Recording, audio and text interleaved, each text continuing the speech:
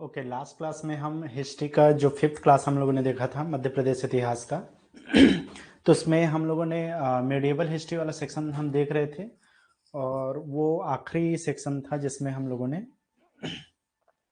मध्यकालीन मध्य प्रदेश को हम लोगों ने देखा। ठीक है, नेक्स्ट हम आज बात करेंगे मध्यकालीन भारत में या मध्यकालीन मध्य प्रदेश की बात करें तो जो आखिरी यहाँ का जो रूलर्स थे या जो शासक थे वो मराठा शासक थे।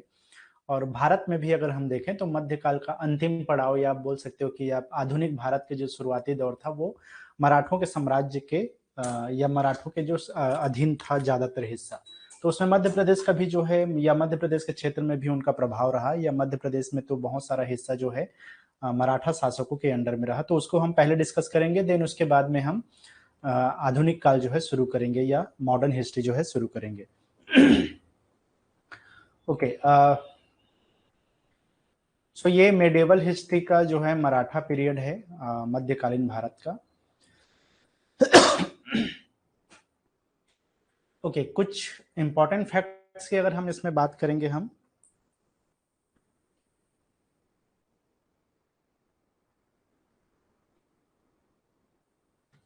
After the fall of Mughal empire the Maratha state was established in Malwa.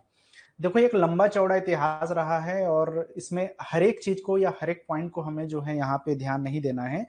जो मेजर या जो मोस्ट इंपॉर्टेंट फैक्ट्स हैं हमारे एग्जाम पॉइंट ऑफ व्यू से उनको हम ज्यादा जो है यहाँ पर ध्यान देंगे या उन पे हम ज्यादा कॉन्सेंट्रेट करेंगे।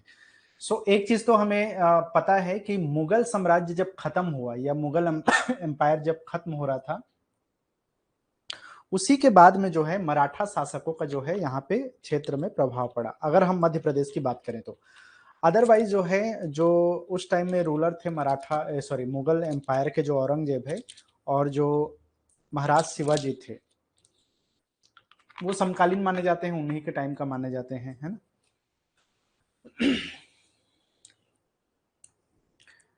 मराठा, लेकिन स्पेशली अगर हम औरंगजेब के बाद में देखें तो मुगल एम्पायर धीरे धीरे ढलान पे था और मराठा जो एम्पायर है वो उस ठीक ठाक स्थिति में था। Maratha state was established in Malwa. Malwa के क्षेत्र में जब मुगल एम्पायर खत्म हो गया तो मालवा के क्षेत्र में मराठा स्टेट का जो है यहाँ पर स्थापना हुआ। ठीक है, तो एक क्वेश्चन, पहली बार मराठा स्टेट का गठन हुआ, स्टैब्लिश हुआ, तो याद रखना है आपको ये मालवा क्षेत्र था जहां पर सबसे पहली बार जो है मराठों ने अपना अधिकार किया या उस क्षेत्र में मराठा स्टेट की स्थापना की गई। एक चीज यहाँ पे मायने रखता है, 1761 के आसपास 1761 के आसपास में एक जो है लड़ाई हुआ जिसको हम थर्ड बैटल ऑफ पानीपत कहते हैं। तो पानीपत की तीसरी लड़ाई में जो है एक अहमद शाह अब्दाली ने जो है मराठों को आक्रमण किया था और उसके बाद में जब मराठा हार गए थे उस लड़ाई में, देन उसके बाद में मराठा में छोटे छोटे अलग अलग पेशवा जो थे वो सब अलग अलग स्टेट बना लिए या अलग अलग उनको इंडिपेंडेंट अथॉरिटी मिल गई थी बैटल ऑफ पानीपत के बाद में। नहीं तो पहले जो है सारा जो है मराठा स्टेट कहलाता था, लेकिन उसके बाद में जो है Scindia dynasty, Holkar dynasty, Pawar dynasty, इस तरह से अलग अलग छोटे जो है स्टेट्स जो है वो बन गए थे।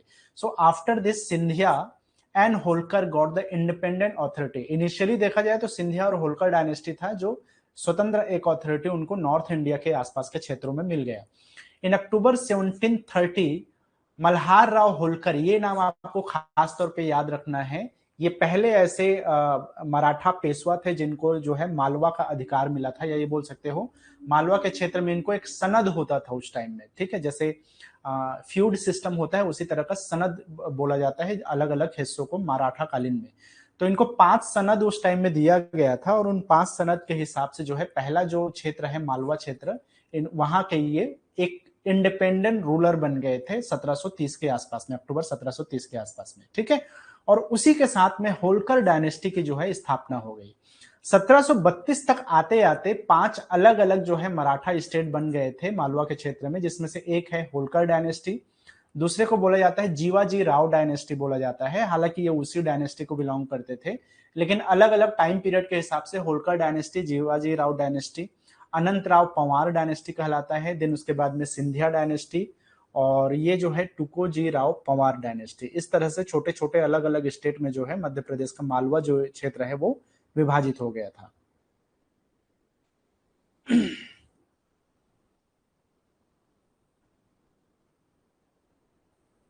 चलो, तो अगर हम इसमें बात करें तो जैसे ये होलकर डायनेस्टी का इनका जो मेजर एरिया था वो इंदौर का क्षेत्र था। इंदौर क्षेत्र में जो है इनका खास तौर पे जो है वर्चस्व रहा। अगर हम जिवाजी राव वंश की बात करें तो ये देवास के क्षेत्र में जो है इनका आधिपत्य हुआ या इनका कंट्रोल हुआ, देवास मध्य प्रदेश के क्षेत्र में। अगर हम आनंद राव पवार की बात करें तो जो धार का एरिया है वो इनके अंडर में था। और सिंधिया की अगर हम बात करें तो इनका मेन जो कैपिटल था वो ग्वालियर माना जाता है, तो ग्वालियर के आसपास के क्षेत्र में जो है सिंधिया डायनेस्टी का जो है कंट्रोल रहा। जो पवार थे, तुकोजी राव पवार थे, वो जैसा कि मैंने यहाँ पे देवास का जो क्षेत्र बता रहा था, तो यही देवास में जो है पवार डायनेस्टी, लेकिन ये तुकोजी राव पवार डायनेस्टी उन्हीं के वंशज थे। ठीक है, तो इंदौर हो गया, देवास हो गया, धार हो गया और ये ग्वालियर हो गया। ये चार क्षेत्रों में जो है अलग अलग मराठा स्टेट का एस्टेब्लिशमेंट हुआ। आगे बढ़ते हैं और हम सबसे पहले बात करते हैं होलकर डायनेस्टी का।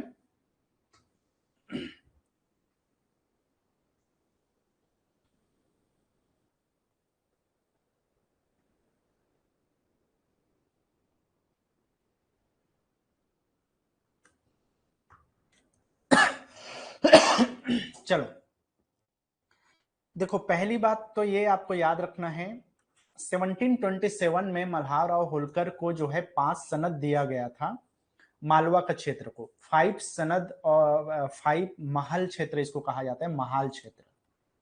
पहले से बोल दिया, इसको महाल बोलना चाहिए। ठीक है, द सनद ऑफ 5 महल ऑफ मालवा। अब इसका सेंस क्या निकल के आता है, तो अब याद रखना है कि मालवा का एक क्षेत्र था महाल, मतलब मालवा एक महाल रीजन था, और उसका सनद का कहने का मतलब यह है कि सिंपल से उसका कंट्रोल किसके पास था, तो कंट्रोल था मल्हार राव होलकर के पास। ठीक है, ये 1727 की बात है, जो कि पेशवा से ये मिला था। जो मराठों के अंदर में जो सबसे बड़े मंत्री होते थे उनको पेशवा कहा जाता था, और पेशवा के अंदर में काम करते थे, और उन पेशवा के अंदर में जो होते थे उनको महाल क्षेत्र दिया जाता था, अलग अलग महाल क्षेत्र। ठीक है, तो ये 5 महाल क्षेत्र था जो कि मालवा के रीजन में आता था। उसका सनद या उसका कंट्रोल दिया गया था, समझो, मल्हार राव होलकर को 1727 में। देन 1730 की बात है, Malhar Rao was appointed the supreme ruler of Malwa. ठीक है, जैसा कि मैंने पहले ही बताया कि मल्हार राव जो पहले ऐसे जो है पेशवा के अंडर में काम करने वाले थे जिनको जो है सुप्रीम रूलर या कंट्रोल दिया गया मालवा के क्षेत्र का। तो ये 1730 की बात है, इसके पहले भी मैं वही चीज बताया था। देखो, इसके बाद में आपको याद रखना है, मल्हार राव की एक जो उनकी वाइफ थी उनका नाम है गौतमा बाई। तो ये जो गौतमा बाई है, इनसे इनकी शादी हुई थी गौतमा बाई से। बाद में जो है इनके एक बेटे हुए खांडे राव, गौतमा बाई और मल्हार राव के। So Khande Rao was married to Ahilya Bai, the daughter of Mankoji Shinde. Shinde परिवार की एक रानी थी, राजकुमारी थी अहिल्या बाई, उनसे शादी हुई थी खांडे राव का। तो समझ में आ गया, मल्हार राव यहाँ के पहले एक तरह से सुप्रीम लीडर बने। देन उसके बाद में जो है खांडे राव मालवा क्षेत्र के राजा बने, और इन्होंने शादी किया था अहिल्याबाई से। ठीक है, खांडे राव की मृत्यु हो जाती है, but Khande Rao was killed in the battle of Kumbher. आपको याद रखना है, बैटल ऑफ कुंभेरी, कुंभेरी किला का युद्ध कहा जाता है इसको, 1754 में हुआ था, और उस लड़ाई में खांडे राव डेथ हो जाते हैं उनके बाद में। ठीक है, अब खांडे राव और अहिल्याबाई के जो है उनके एक बेटे थे माले राव और उनकी बेटी थी मुक्ताबाई करके। तो आपको यहाँ पे याद रखना है, खांडे राव और अहिल्याबाई के जो बेटे थे माले राव, ये यहाँ के राजा बनते हैं, लेकिन इनकी भी मृत्यु हो जाती है 1767 में। अब आपको समझ में आ गया, मल्हार राव पहले राजा बने, खांडे राव उसके बेटे माले राव जो है राजा बने। लेकिन माले राव के जब मृत्यु हो जाती है तो उसके बाद में ये गद्दी खाली हो जाता है, और अहिल्याबाई जो कि इनकी मां थी माले राव की, वो यहाँ की रानी बन जाती है।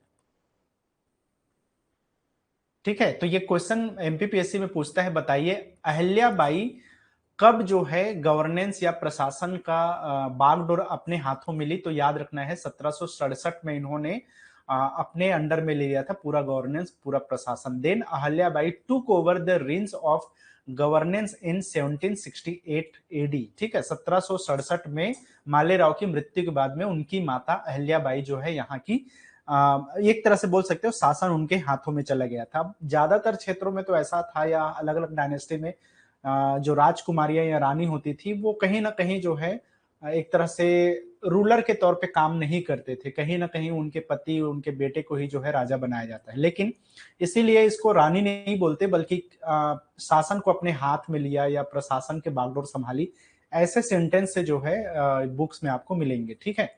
So Ahilya Mata built temples, rivers, ghat, dharamshalas across the country. बहुत सारा उन्होंने जो है एक तरह से आप बोल सकते हो कि जो अहल्याबाई थी सामाजिक कार्य जो है उन्होंने किया था। एक इनके सेनापति थे तुकोजी राव, उनको इन्होंने नियुक्त किया था अपने अंडर में कमांडर के तौर पे, तुकोजी राव। ठीक है, इनके कमांडर का नाम क्या था? तुकोजी राव, सेनापति थे। ठीक है, सेनापति। तो ये भी क्वेश्चन पूछा गया है, इसलिए मैं इसको मेंशन कर दे रहा हूं। अहल्याबाई ने अपनी सेनापति किसे नियुक्त किया? तो तुकोजी राव को अपनी सेनापति के तौर पे नियुक्त किया था। इसके बाद में जो है अहल्याबाई के मृत्यु के बाद में जो है यहाँ के अलग अलग और राजा बने, तो जिसमें से the last ruler of Tukoji Rao, मतलब कि आप ये चीज को याद रखना है, तुकोजी राव यहाँ के अंतिम रूलर थे। और आजादी के टाइम में जो है इन्होंने ही तुकोजी राव तृतीय ने, बल्कि इनका नाम जो है तुकोजी राव थर्ड करके याद रखना है, तृतीय, ये लास्ट रूलर माने जाते थे होलकर डायनेस्टी के। जब ये राजा थे उसी टाइम में जो है भारत आजाद हुआ और यूनियन ऑफ इंडिया का निर्माण हुआ 1947-48 में। जो है इन्होंने भारत के संग में मिलान कर दिया होलकर डायनेस्टी का क्षेत्र जो भी था। ठीक है, होलकर्स रूल्ड फॉर 200 ईयर्स, 200 सालों तक जो है इन्होंने इस क्षेत्र में शासन किया। अब इस चीज को याद रखना है आपको, होलकर्स ने टोटल लगभग 200 सालों तक इस क्षेत्र में राज किया था, रूल किया था। The Holkar had secretly supported the revolutionary in the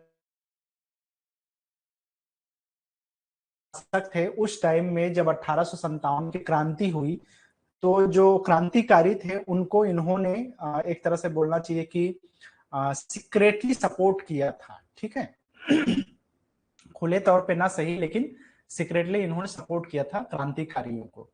और सिंधिया डायनेस्टी पर यह आरोप हमेशा से लगता है कि उन्होंने अंग्रेजों का साथ दिया था उस 1857 की क्रांति में, ऐसा माना जाता है। और कई लोग यहां तक बोलते हैं जो स्टडी करते हैं, जो भी है, लेकिन ज्यादातर हिस्टोरियन से मानते हैं कि उस टाइम में अगर सिंधिया जो प्रशासन था या सिंधिया जो स्टेट था या उस वंश के जो कंट्रोल में जो थे अथॉरिटीज जिनके पास था, वो अगर साथ देते रेवोल्यूशनरीज का, या सारे जितने भी छोटे छोटे डायनेस्टी थे, छोटे छोटे जो संघ थे या छोटे छोटे जो फ्यूड थे, सामंत थे, राजा रजवाड़े थे, वो सब अगर एक साथ होते तो शायद 1857 की क्रांति के बाद ही अंग्रेजों को यहाँ से भागना पड़ता, ऐसा माना जाता है। उसके बाद की जो कहानियां है वो सब चीज चेंज हो सकता था, ऐसा मानते हैं लोग।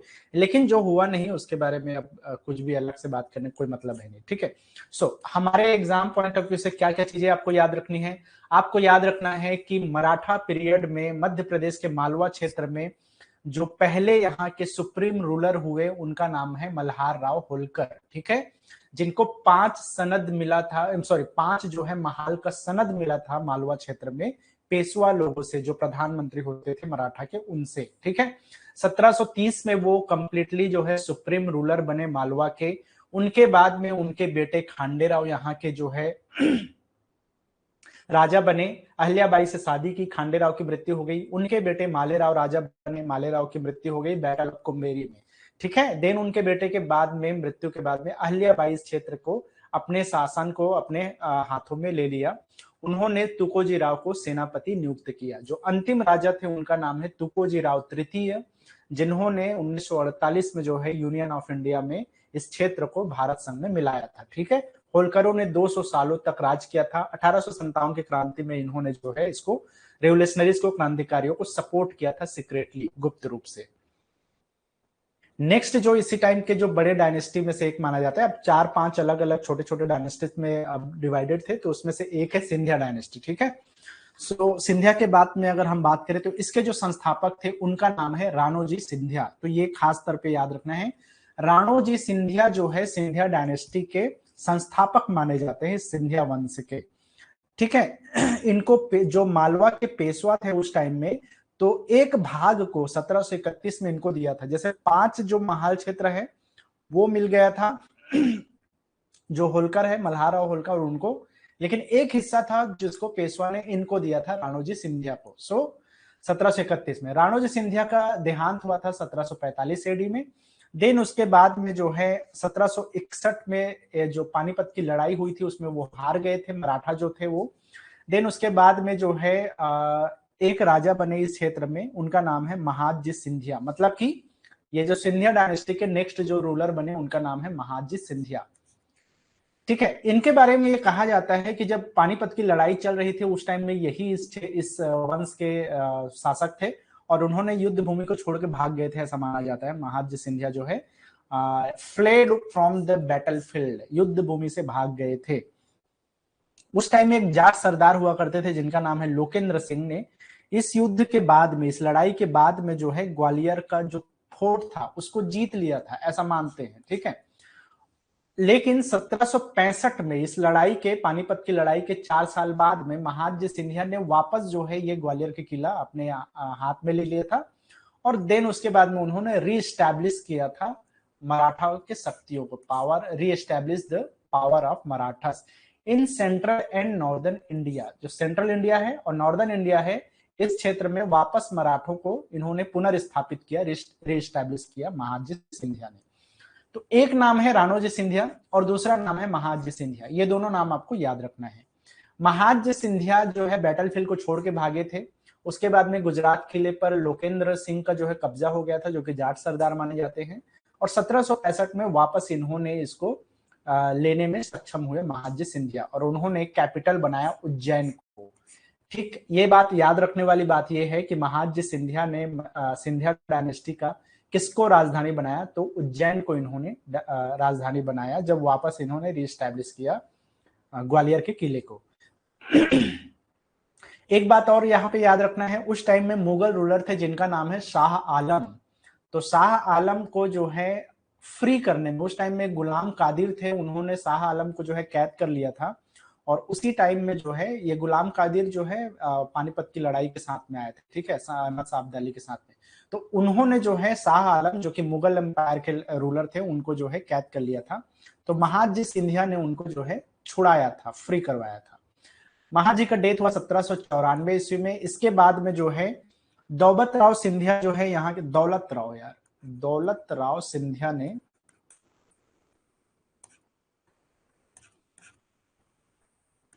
यहाँ के क्षेत्र के राजा बने। ये 1794 से 1827 ईस्वी तक जो है इस क्षेत्र में सिंधिया डायनेस्टी के शासक रहे।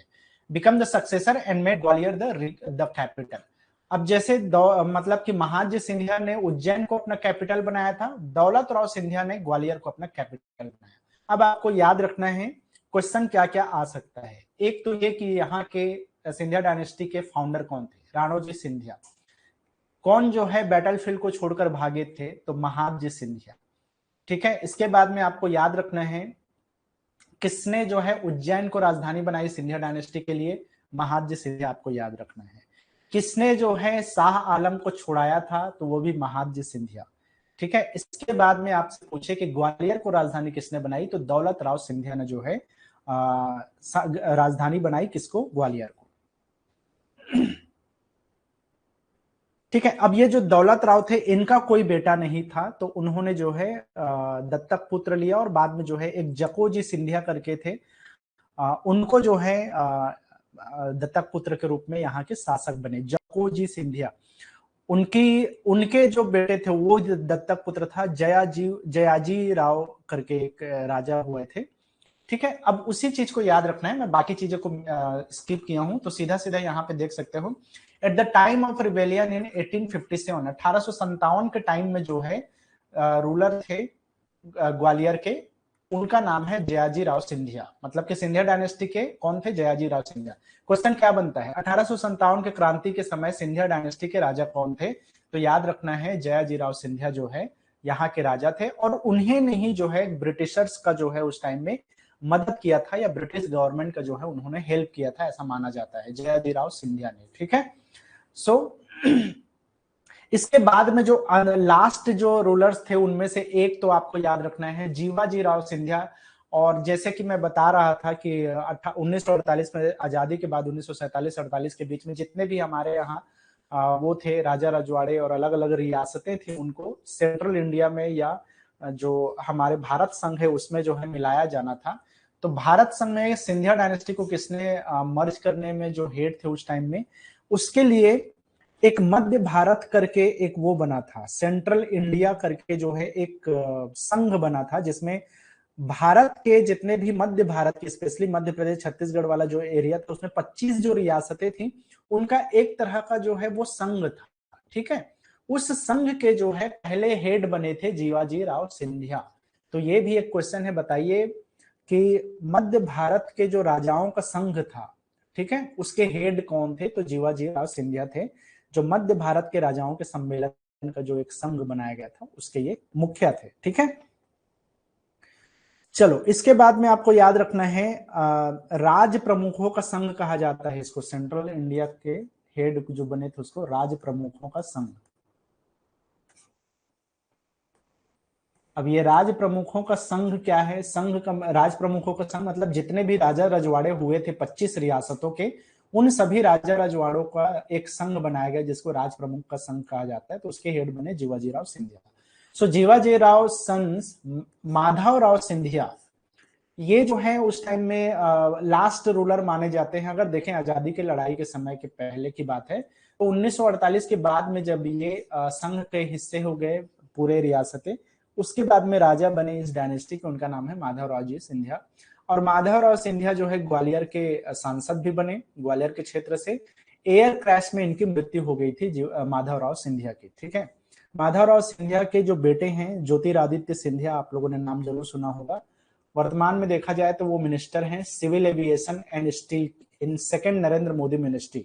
2021 एंड 22 के टाइम में जो है 21-22 के समय में नरेंद्र मोदी का जो सेकेंड मिनिस्ट्री का जो सेकेंड वो चालू हुआ या सेशन चालू हुआ, उसमें जो है अपने मिनिस्ट्री को जो है उन्होंने चेंज किया थोड़ा सा। तो उस मिनिस्ट्री में जो है इनको स्थान दिया गया, civil aviation and steel ministry का पद इनको दिया गया ज्योतिरादित्य सिंधिया। अब पहले कांग्रेस में थे ज्योतिरादित्य सिंधिया और उन्होंने जो है बाद में भाजपा या बीजेपी ज्वाइन कर लिया। तो अभी ये सेंट्रल मिनिस्टर के तौर पे काम कर रहे हैं, केंद्रीय मंत्री के रूप में। ठीक है, चलो नेक्स्ट हम बात करते हैं। ये हो गया ना, अब यहां तक आपको ये समझो कि जो हमारा मध्यकालीन मध्य प्रदेश से जो इंपॉर्टेंट चीजें हैं वो कवर अप हो जाता है। देखो जो भी चीजें हैं वो ऑनलाइन के फॉर्म में है, तो पीडीएफ जो मैं प्रोवाइड कर रहा हूँ उसको थोड़ा सा देखते रहना आप लोग, या बीच बीच में थोड़ा रिवाइज कर लेना ताकि आपको ध्यान में रहे। और ये जीके वाले सेक्शन में, हिस्ट्री वाला सेक्शन में कुछ ना कुछ पूछता ही है इस तरह के चीजों को, तो देखते भी जाना, बीच बीच में इसको छोड़ मत देना कंप्लीटली, क्योंकि ये ऐसा चीज है जो धीरे धीरे आप भूल जाओगे थोड़े दिन के बाद में। तो एग्जाम पॉइंट ऑफ व्यू से जब एग्जाम रहेगा उसके पहले थोड़ा सा पीडीएफ को रिवाइज भी कर लेना।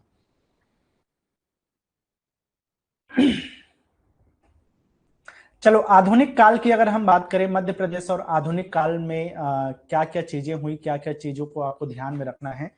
तो आज की इस क्लास में हम मॉडर्न हिस्ट्री यहाँ से शुरू कर रहे हैं, एक या दो क्लास ज्यादा ज्यादा और हो सकता है हिस्ट्री का। तो मॉडर्न हिस्ट्री में आपको आज के क्लास में हम बात करेंगे 1857 की क्रांति जो हुई थी उस टाइम के बारे में, और कुछ चीजें, और जब मराठा और पेशवा खत्म हो रहे थे या पानीपत की लड़ाई हुई थी उसके बाद में क्या क्या चीजें हुई थी उसको हम थोड़ा सा देख लेते हैं।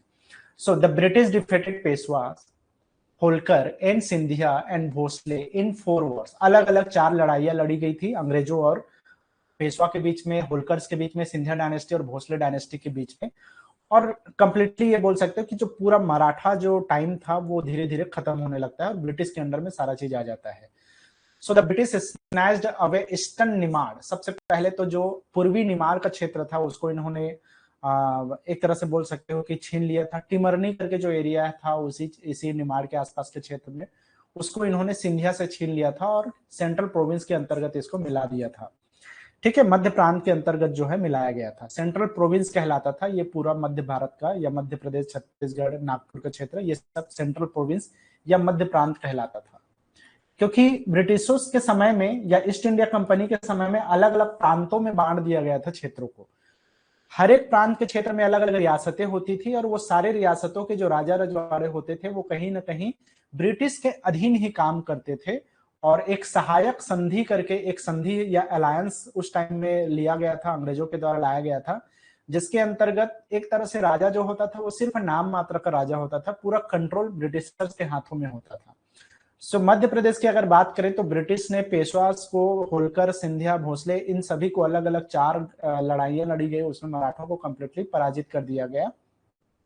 देन उसके बाद में मध्य प्रदेश में जो सिंधिया डायनेस्टी थे उनसे निमाड़ और टिमरनी क्षेत्र जीत लिया था और उसको मध्य प्रांत में मिला दिया।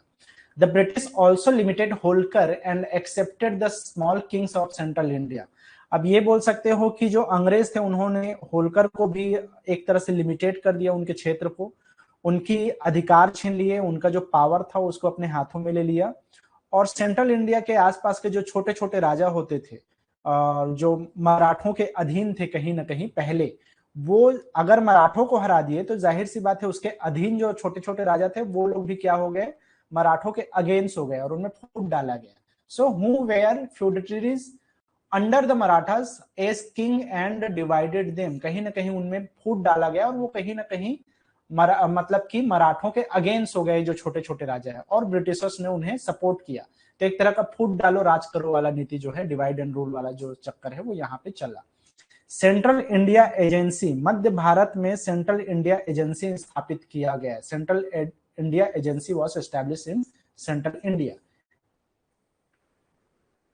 So Malwa was divided into many princely states and cantonments were established in Neemaj, Mhow, Bairagarh, Bhopal to control them. अब इन्होंने क्या किया, जो मालवा का पूरा क्षेत्र था, जो आधा सिंधिया के क्षेत्र में, आधा जो है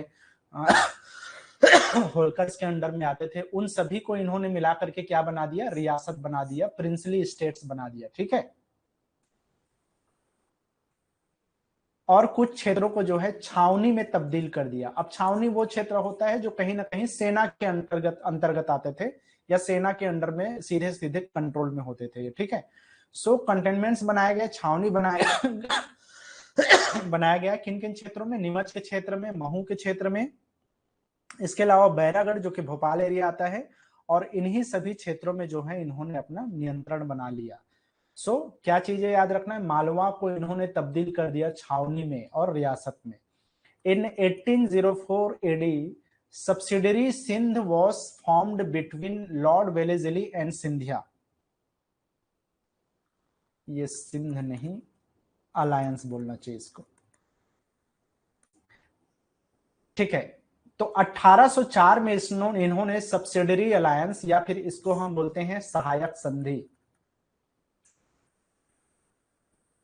तो सब्सिडरी अलायंस क्या होता है, जैसा कि मैंने बताया कि इस अलायंस के थ्रू जो सेना का पावर है वो अंग्रेजों के हाथ में होगा, किससे लड़ाई करना है किससे लड़ाई नहीं करना है वो सब पावर भी जो है, डिसीजन मेकिंग जो पावर है वो अंग्रेजों के हाथ में होगा, है ना।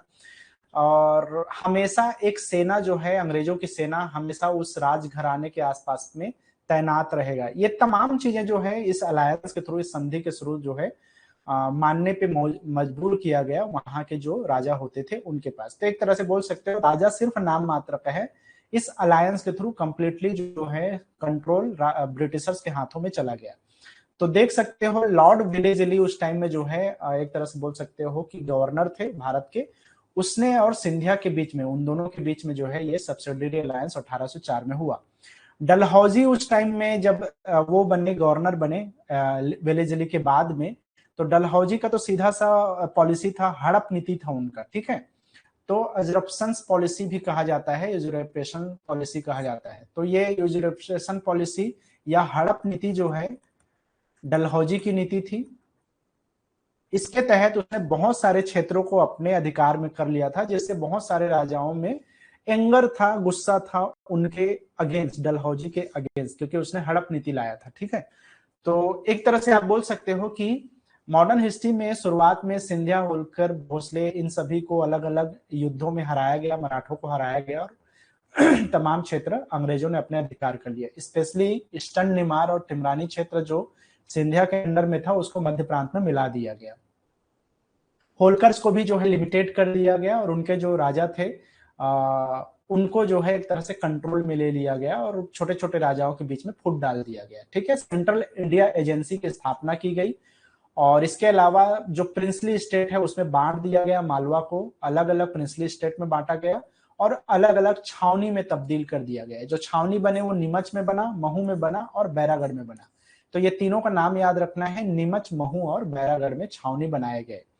इसके बाद में एक सब्सिडियरी अलायंस लॉर्ड वेलेजली और सिंधिया डायनेस्टी के राजाओं के बीच में हुआ और बाद में जो है डलहौजी ने हड़प नीति के तहत बहुत सारे क्षेत्र और अपने कब्जे में ले लिया।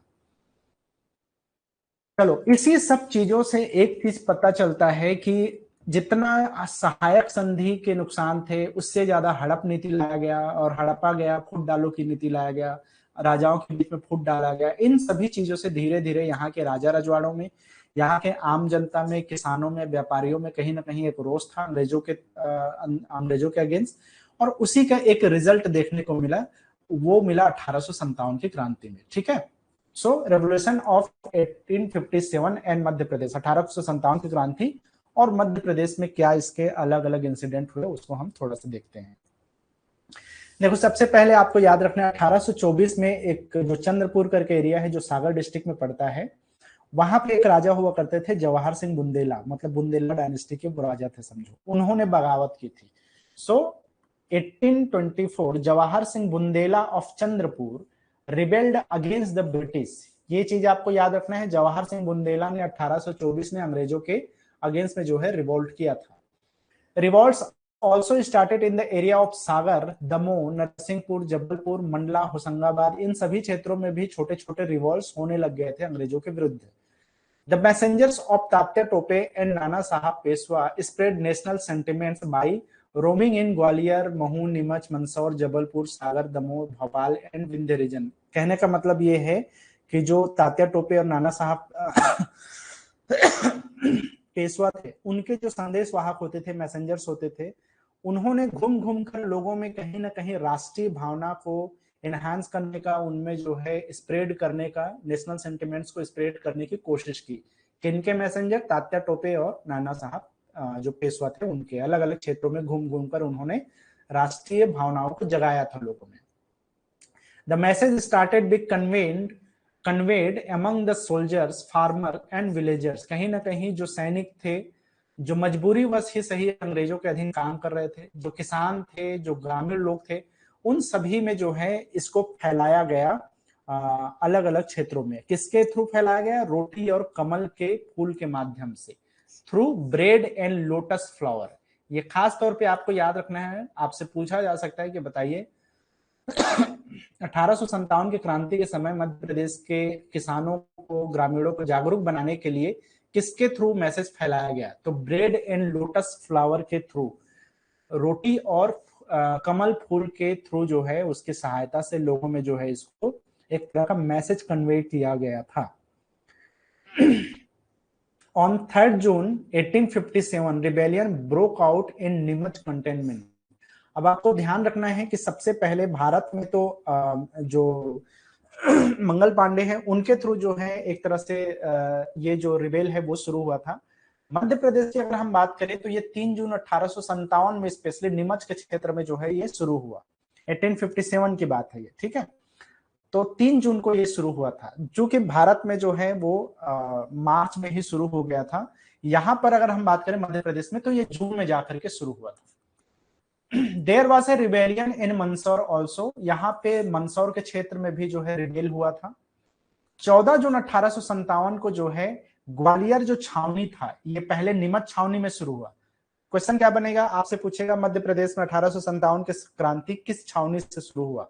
तो कौन सा छावनी से शुरू हुआ? नीमच के छावनी से शुरू हुआ 3 जून 1857 को। और 14 जून को ग्वालियर छावनी में जो है यहाँ के जो सोल्जर्स थे, जो अंग्रेजों के काम कर रहे थे, उन सोल्जर्स के बीच में जो है एक रोष उत्पन्न हुआ और 14 जून 1857 को ग्वालियर छावनी में जो सैनिक थे उन्होंने विद्रोह कर दिया था। इसी का असर था कि उस आसपास के जो शिवपुरी क्षेत्र है, गुना का क्षेत्र है, उन क्षेत्रों में भी जो है विद्रोह भड़क गया था। चलो, एक नाम यहाँ पे आपको याद रखना है, उनका नाम है Sheikh Ramzan. So there was a revolt in Sagar cantonment, मतलब कि पहले नीमच छावनी में, फिर ग्वालियर छावनी में, और तीसरा था सागर छावनी में। किसके अंडर में ये आंदोलन हुआ? शेख रमजान के अंडर में जो है सागर छावनी में जो है यहाँ पर विद्रोह हो गया। इसी के टाइम जो है महाराजा सयाजी राव सिंधिया, जिन्होंने जो है एक तरह से बोल सकते हो कि उस टाइम में जो एक महाराजा सयाजी राव सिंधिया थे, उन्होंने भागकर आगरा में अंग्रेजों के यहाँ शरण ली थी। ठीक है, सिंधिया जो डायनेस्टी के जो राजा थे, सयाजी राव करके। ठीक है, 1 जुलाई 1857 को यहाँ पे सादत खान जो है, उन्होंने महू के क्षेत्र में या महू छावनी में जो है इन्होंने रिवोल्ट कर दिया था। तो क्या हो गया, नीमच में पहले, फिर ग्वालियर में, फिर सागर छावनी में, और देन महू छावनी में भी जो है यहाँ पर क्या हो गया, आंदोलन हो गया। At this time the British officers present in Indore, इसमें जो इंदौर के क्षेत्र में ब्रिटिश ऑफिसर तैनात थे उस टाइम में, उनका नाम है, यहाँ पे आप देख सकते हो, colonel Durand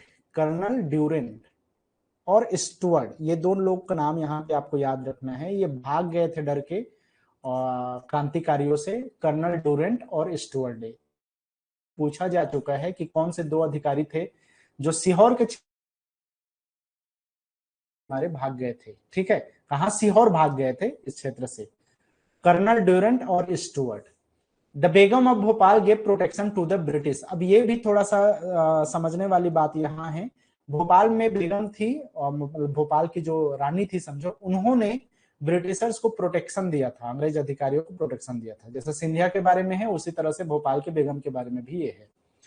Rao बख्ताव Singh of Ajmera rebelled, जो इस टाइम में अजमेरा के अमझेरा के क्षेत्र में जो बख्ताव राव थे, उन्होंने जो है रिबेल किया था। इसके अलावा धार भोपाल एरिया में भी जो है रिबेल हो गए थे, विद्रोह हो गया था। तो इस तरह से कहीं ना कहीं धीरे धीरे सभी क्षेत्रों में जो है ये 1857 की क्रांति का असर देखा गया। नेक्स्ट है यहाँ पे भीमा नायक। भीमा नायक का याद रखना है, मंडलेश्वर, सेंधवा और बरवानी क्षेत्र को ये लीड कर रहे थे भीमा नायक ने। जो रानी अवंतीबाई थी वो रामगढ़ के क्षेत्र को लीड कर रहे थे, मंडला के आसपास के क्षेत्र और रामगढ़ के क्षेत्र को रानी अवंतीबाई लीड कर रही थी। शंकर शाह थे, ये गढ़ मंडला के क्षेत्र को जो है ये लीड कर रहे थे। रघुनाथ शाह एंड राजा सूरज प्रसाद, ये दोनों जो है राघवगढ़ के क्षेत्र को जो है, और महाकौशल एरिया जो पड़ता है उन क्षेत्रों को जो है ये लीड कर रहे थे। इसमें अपनी लीडरशिप में जो है ये आंदोलन करवाया था। As the result of revolution of 1857, the rule of East India Company ended and India come under the British Empire.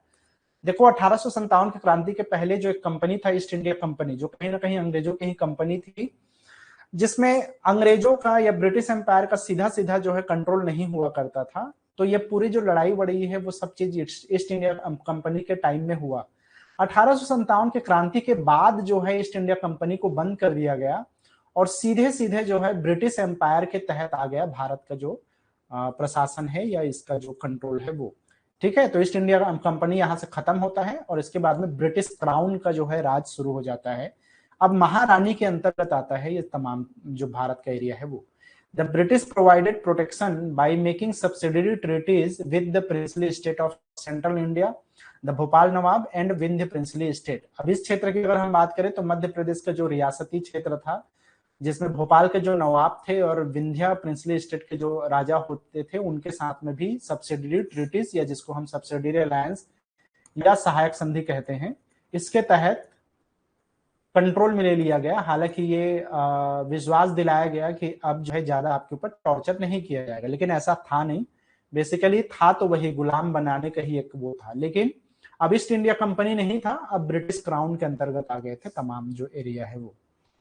यहाँ पे कुछ लोगों का नाम है जो लीडर्स थे उस टाइम 1857 की क्रांति के समय मध्य प्रदेश के क्षेत्र में, उसको मैंने लिस्ट आउट कर दिया है। एग्जाम में क्वेश्चन यहाँ से ज्यादा पूछता है, क्या चीजें पूछ सकता है बताइए। 1857 की क्रांति में मध्य प्रदेश के सागर क्षेत्र को कौन लीड कर रहे थे, किसकी अगुवाई में जो है रिबेल्स हुए, रिवॉल्ट्स हुए? तो शेख रमजान ने यहाँ को लीड किया। जो टांटिया भील थे, एक भील ट्राइब्स थे, उन्होंने जो है निमार के अभी मैंने बात किया, गढ़मंडला के क्षेत्र में ये लीडर थे। राघवगढ़ जो एरिया था उसमें राजा ठाकुर प्रसाद ने जो है इसको लीड किया था, राजा ठाकुर प्रसाद। शहीद नारायण सिंह बोला जाता है भारत मतलब हमारे छत्तीसगढ़ में, तो रायपुर का जो क्षेत्र है वहां पे शहीद नारायण सिंह को जो शहीद वीर नारायण सिंह इनको कहा जाता है, वीर नारायण सिंह। अब देखो एक्चुअल में इनका नाम नारायण सिंह था, इसीलिए इतिहास के अलग अलग बुक्स में नारायण सिंह ही लिखा रहता है बल्कि, लेकिन छत्तीसगढ़ में आप जाओगे तो वीर नारायण सिंह नाम से नहीं बल्कि उनको शहीद वीर नारायण सिंह बोला जाता है। वीर इसलिए लगाया गया क्योंकि वो उनमें वीरता थी इसलिए उनको वीर बोला गया, और शहीद हुए थे उस 1857 की क्रांति के बाद में, अंग्रेजों ने उनको फांसी दे दिया गया था। इसके अलावा यहाँ पे शहादत खान है जिन्होंने महू के क्षेत्र को लीड किया था। रानी लक्ष्मीबाई के बारे में हम सब लोग जानते हैं, तो झांसी का क्षेत्र और जो कालपी एरिया है उस एरिया में जो है रानी लक्ष्मीबाई डायरेक्टली लीड कर रहे थे। सुरेंद्र साय थे, सुरेंद्र साय इन्होंने संबलपुर का क्षेत्र जो उस टाइम में छत्तीसगढ़ के क्षेत्र में आता था, संबलपुर का जो एरिया है वो वर्तमान में उड़ीसा का क्षेत्र में आता है, ये संबलपुर एरिया। तो सुरेंद्र साय जो है संबलपुर के एरिया को लीड कर रहे थे। जो तात्या टोपे है वो कानपुर क्षेत्र, झांसी और ग्वालियर के अलग अलग क्षेत्रों को थे। इसके अलावा भीमा नायक जो एक लीडर थे वो मंडलेश्वर जो क्षेत्र है उसको लीड कर रहे थे। रानी अवंतीबाई रामगढ़ के क्षेत्र को लीड कर रही थी। इसके अलावा दो नाम याद रखना है, झलकारी बाई जो कि रानी लक्ष्मीबाई की एक तरह से कमांडर थे, समझो उनकी सहायिका थी, और गिरधारी बाई ये रामगढ़ की जो रानी अवंतीबाई है उनकी सहायिका थी। तो ये दोनों का नाम याद रखना है। तो एक नाम है रानी लक्ष्मीबाई और एक नाम है रानी अवंतीबाई, और उनके जो कमांडर थे बोलना चाहिए उनमें से झलकारी बाई रानी लक्ष्मीबाई की थी और गिरधारी बाई जो है अवंतीबाई की जो है सहायिका थी। इसके अलावा अगर हम बात करें तो यहाँ पे श्री बहादुर और देव सिंह ये मंडला के क्षेत्र को जो है लीड कर रहे थे। तो इन नामों से रिलेटेड सीधा सीधा क्वेश्चन पूछ देता है, तो इस लिस्ट को आपको ध्यान में रखना है, ठीक है। चलो, तो 1857 की क्रांति यहाँ से कंप्लीट होता है। इसके बाद में जो है हम मध्य प्रदेश और जब 1947 के बीच में जितने भी गांधीवादी क्रांति हुआ, तिलक के टाइम में जो क्रांतियां हुए, जो सत्याग्रह वगैरह हुआ, उसमें मध्य प्रदेश की क्या स्थिति रही और किन किन क्षेत्रों में किस किस टाइप से आंदोलन हुए, आजादी की लड़ाई का क्या क्या आंदोलन हुआ, उन सब चीजों को जो है हम नेक्स्ट क्लास में जो है डिस्कस करेंगे, ठीक है। तो अभी के लिए इतना ही, और आगे की चीजें हम कल क्लास में डिस्कस करेंगे। ओके।